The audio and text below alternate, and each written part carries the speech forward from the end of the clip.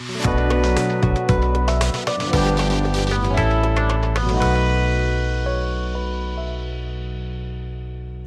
hey, hey, what you gotta say? It's Mable, your princess of poetry and praise. I'm here with Amen Communications Incorporated. It's my nonprofit. We provide dollars for scholars to help students get a degree, a license, a certification. Dollars for scholars. And today we're going to be talking about our past and our future because we think it's important to look at some flashbacks in order to incorporate them in some follow-ups for today. First, let me show you these flashbacks and see if you can figure out what they are, if you can remember them. Grab somebody else in the house and tell them, come on over. Mable got something really, really different to show you today. See if you can pass the quiz.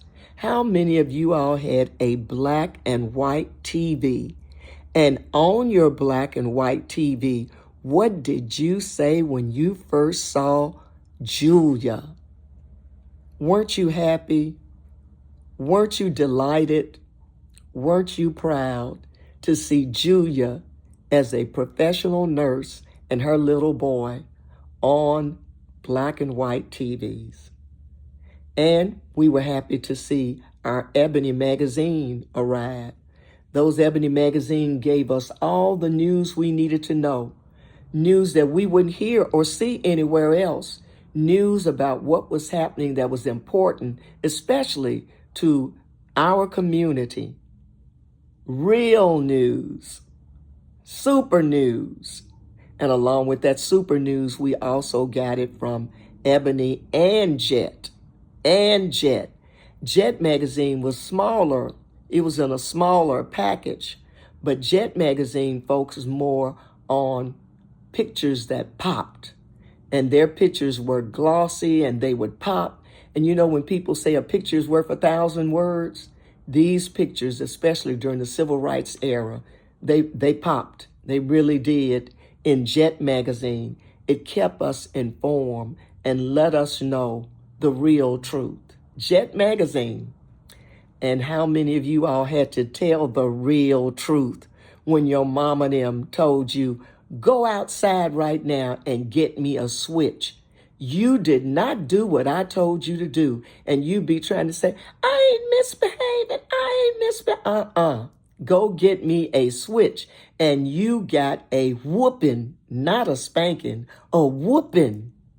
And along with the switch, I thought about on Sundays when I'd go to Sunday school and to church. During the winter time, I had a matching hat for my head and a muff to put my hands in. A muff. And when it was warm outdoors, we could play jump rope. And nowadays, a lot of people are doing double dutch. And in school sometimes, we would make a kite. We would make our own kites. And then our teachers would take us out on the playground and we run and we jump and we try to see how we could pull that string to make our kite go higher than anybody else's kite. It was so much fun, along with the hula hoop. Now, you're talking about something that will help you even now. We all probably need to go get us a hula hoop because the hula hoops will help us with our waistline, with our midriff bulge, and with some of these hips and other stuff that, you know, kind of gets a little bit too big around, and we need to just exercise it all. And I know you love the Jetsons. I would read Dick Tracy in the funny paper, and Dick Tracy had this watch where he could talk to people on, like we can do today.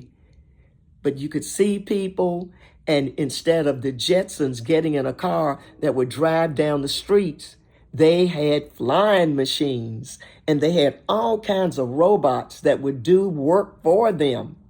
Just push a button or tell the robot what you needed, or the robot knew in advance what you needed.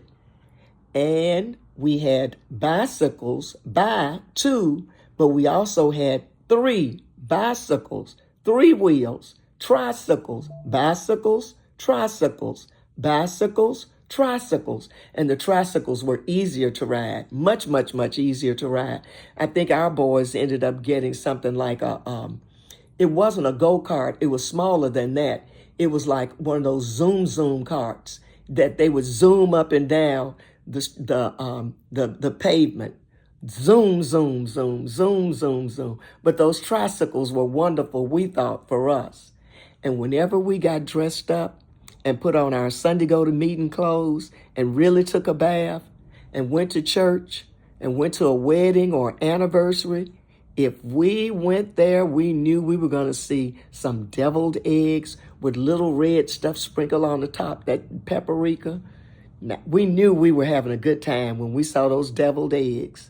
How many of you have ever had a banana sandwich? Oh, aren't they delicious any time of the day or evening? And we would especially and intentionally get green bananas because we knew over the next couple of days after we had purchased the bananas would slowly turn yellow.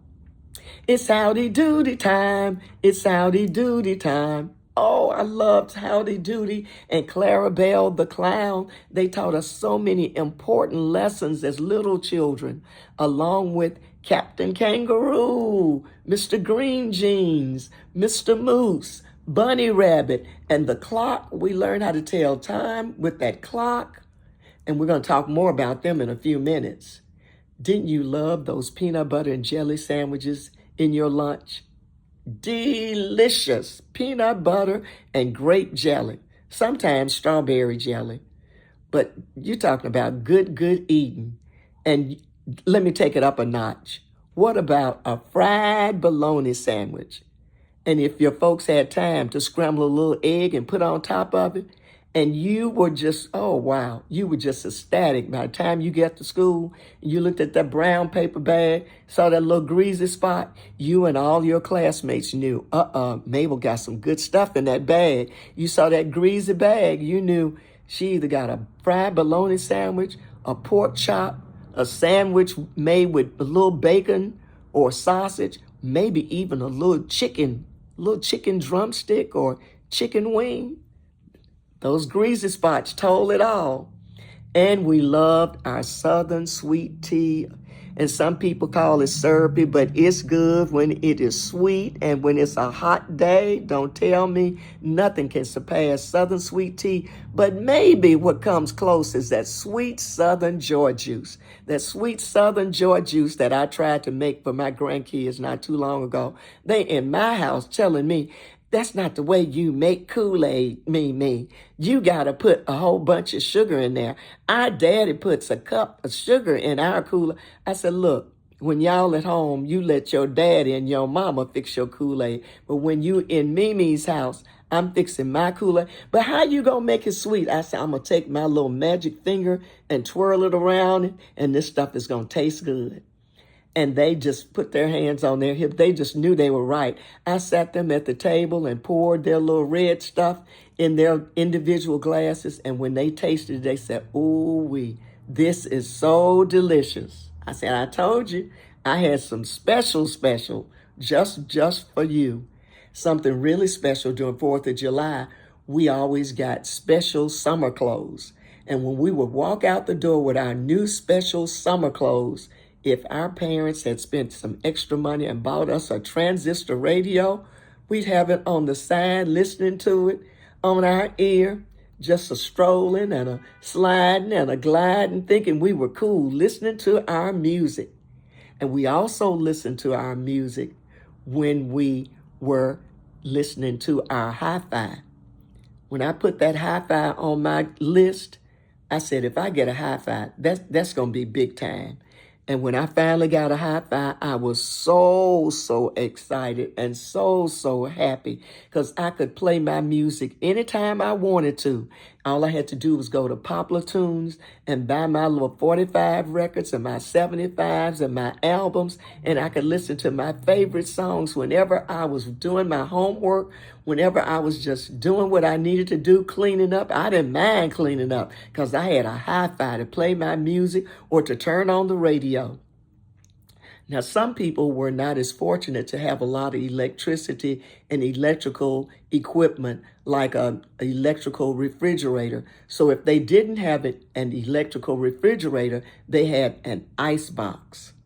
And with the ice box, a man would come along and he would put a big old chunk of ice in the top of the ice box to keep that whole little piece of furniture cool, where you could keep your vegetables and your meats and the things in your house that needs to stay cool in an ice box. And just the opposite of that was a wood stove. If you didn't have a stove that was electrical, you had a wood stove. And I remember my daddy used to chop the wood for Mama Fanny and Mama Liza, and he'd throw the pieces of wood in there. And it was just a beautiful, beautiful smell. When I walked in their house, I knew it was going to be warm. I could smell the wood burning. I could smell the jams and the jellies and the preserves and the wines and the things that my grandmother on my daddy's side had cooked, had put together, had canned, put the wine underneath the house. There was always something cooking around in Mama Fanny's house. Also, if you didn't have electricity and the toilet and all of that inside your house, you may have had an outhouse. So whenever you had to go to the bathroom, number one or number two, you would go outside in the back, walk around the back, go out a back door if you had one, and go to the outhouse.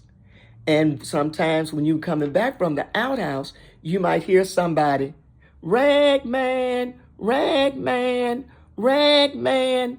And the rag man had a horse and a buggy type thing.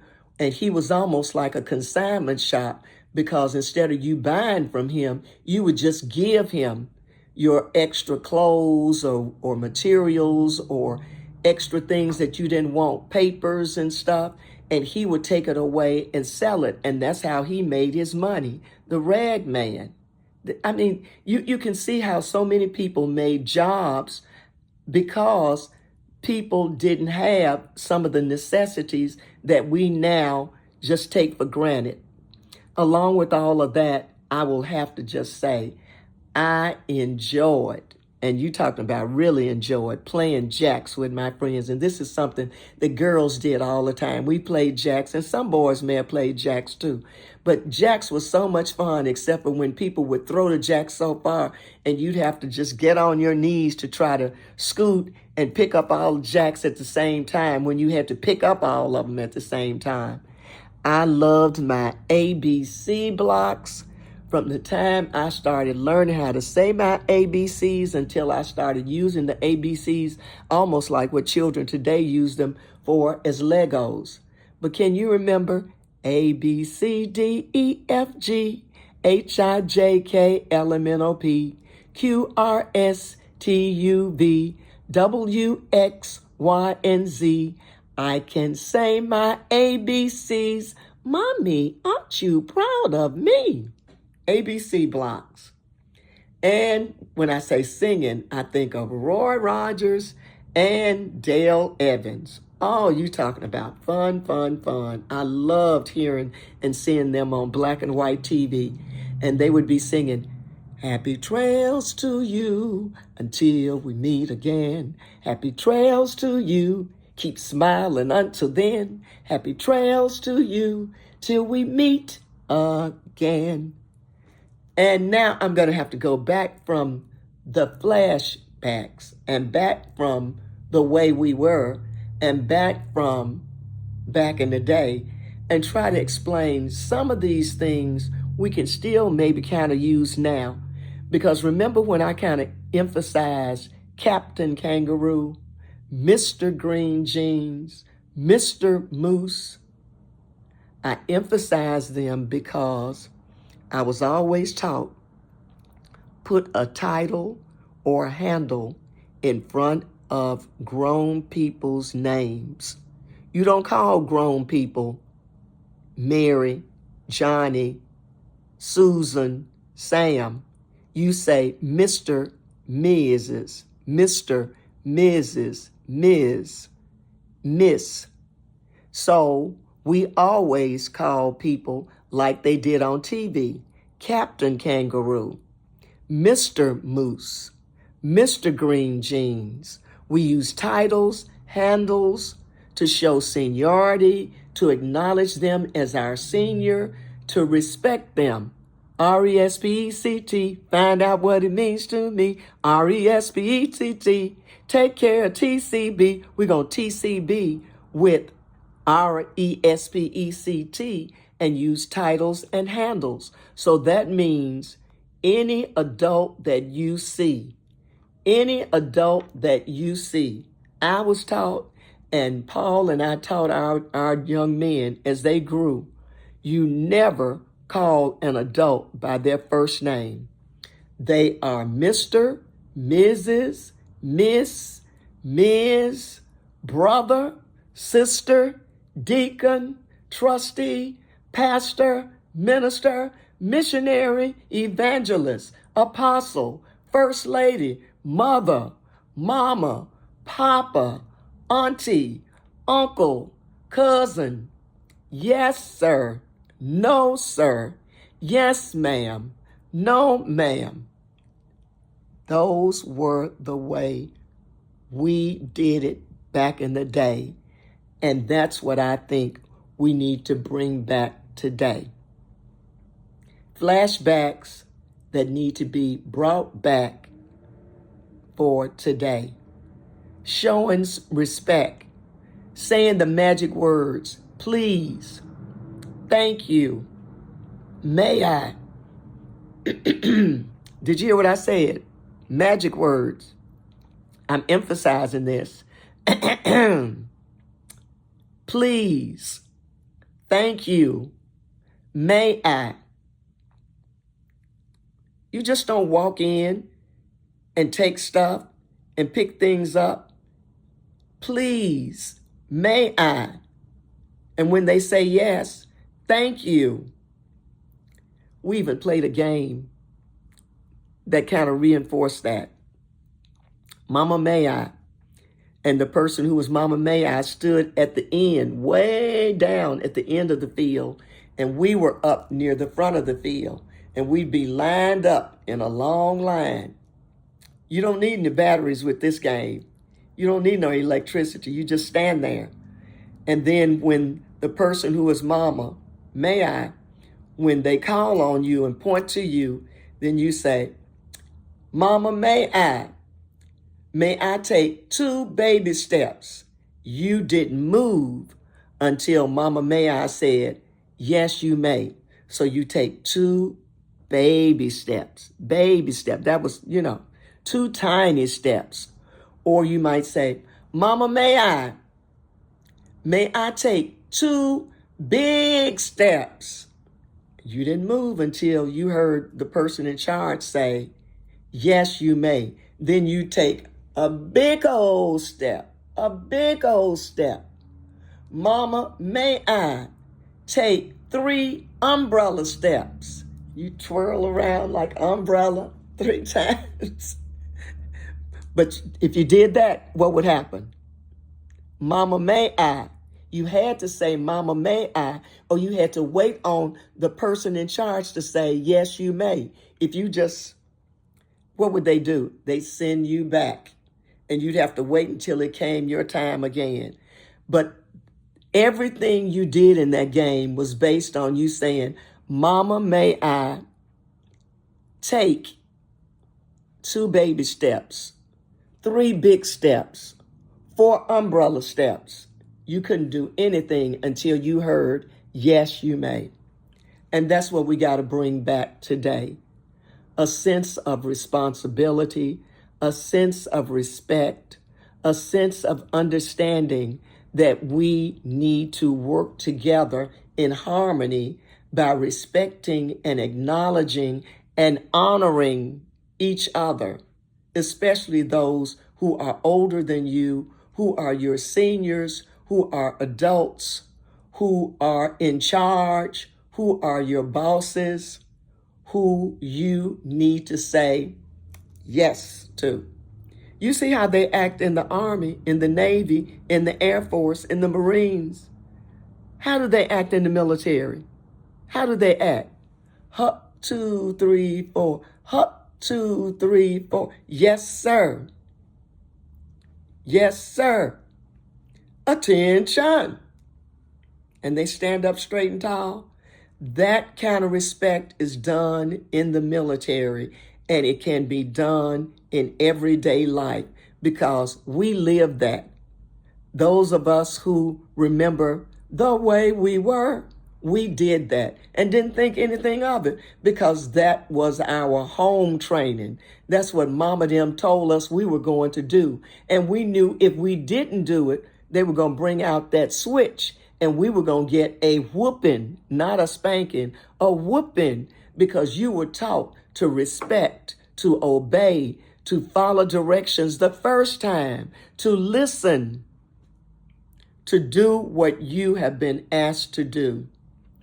And so as we kind of wind down this whole segment today, I want to end by kind of emphasizing 3 words: care, concern, compassion. Write that down. Care, concern, compassion.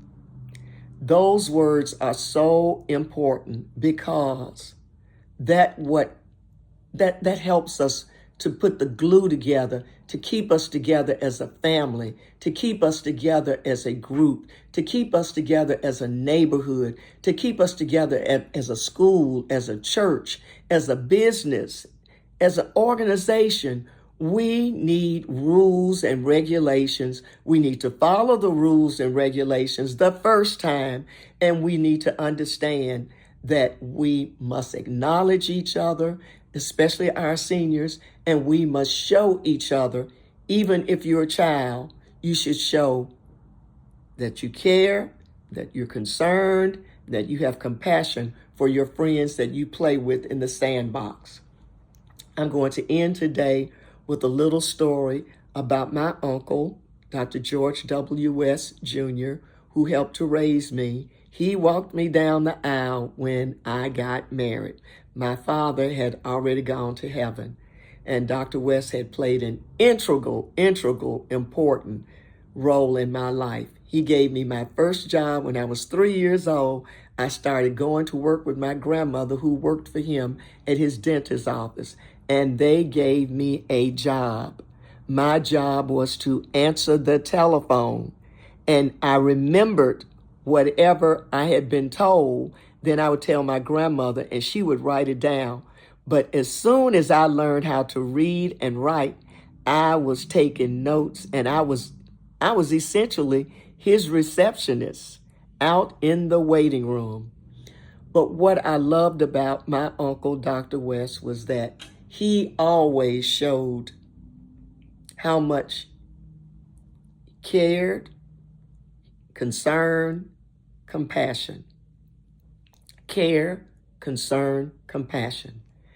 And his office was on the corner of the historic Beale Street in Memphis, Tennessee. And up and down Beale Street, it was packed with the finest doctors, lawyers, bankers, accountants, tailors, pharmacists, restaurants, theaters, juke joints, musicians, dancers, singers. Black folks on Beale Street would be dressed cleaner than the Board of Health.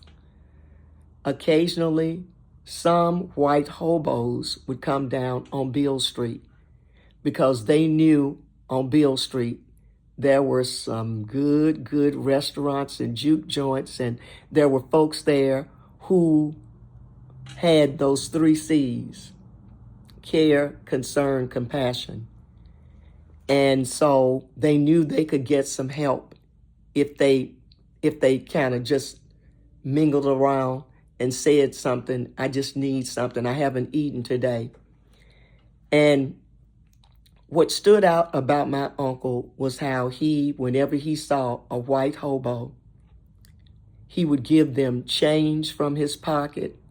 He would give them $1. He would give them 50 cents. He would give them a quarter. He would give them whatever extra he could spare so they could buy a biscuit or a sandwich or RC Cola because they were probably hungry. And when people like my mama, who sometimes could be a little stingy, would say, "Why are you doing that? Why are you helping that hobo?" And it was a white hobo. But on Beale Street, normally it was only all black people that you would see. You would see some white policemen sometime. And my uncle would tell my mom, "But for the grace of God, go I. But for the grace of God, go I." And that's what I want you to remember. Today, as we looked at these flashbacks, as we look at the follow-ups, more than anything else, remember care, concern, compassion. But remember my uncle, Dr. West, who always said, help people if you can. Help people if you can. But for the grace of God, go I. But for the grace of God, go I. But for the grace of God, go I. Thank you so much for being a part of our show today, looking at our flashbacks, looking at our follow-ups, and remember, but for the grace of God, go I. Love you. Thank you. Ta-ta.